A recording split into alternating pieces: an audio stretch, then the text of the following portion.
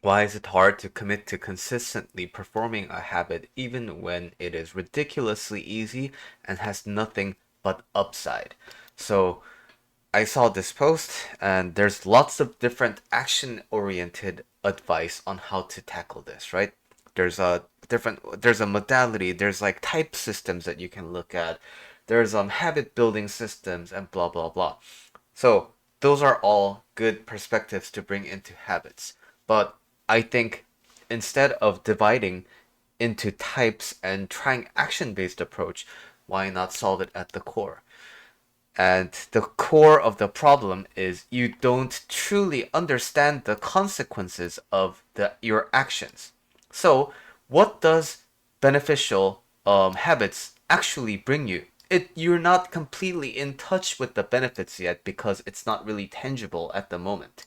But the thing is, every action that you do will eventually give you an outcome. It may not come tomorrow. It may not come in your lifetime, but you cannot avoid it. In the scripture called Dhammapada, Buddhism states that you cannot escape the consequences of your past actions, even if you hide deep in the mountains or down in the deep blue sea. Good deeds are credits and bad deeds are debts. You will face the consequences of both someday, although they may not appear when you expect them to. Therefore, you shouldn't be happy or sad because the consequences don't immediately appear. This is an abbreviated kind of a interpretation of the original scripture. But the thing is, when you have the right conditions for an effect, it's bound to happen. When you have a greasy pan, and you apply a lot of dishwashing liquid that specializes in grease, you don't have to do anything. You cannot stop it chemically from interacting with the grease. Just like how when you have a fire and you put the hand on it, you can't stop it from burning you. When the right conditions are met, the results are inescapable.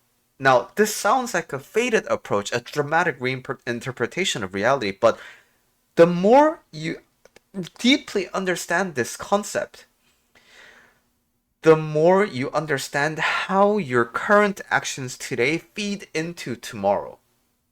So, you having difficulty in taking multivitamins, even though it's a good thing, it's not real to you yet. What does this habit actually mean to you? What benefits does it actually give? That does not feel real, so there's no reason for your mind to attach to it.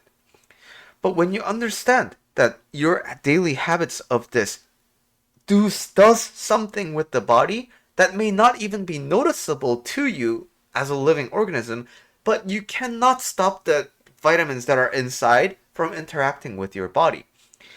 Just like how you eat rotten eggs, you cannot avoid getting a food poisoning. Like, or at least the white cells in your body will try to fight off the bacteria that's been living in rotting eggs, right?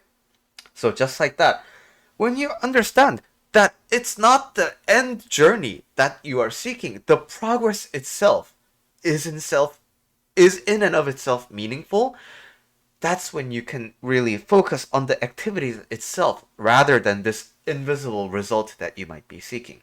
So, the actions themselves that you take today is the most meaningful part of everything.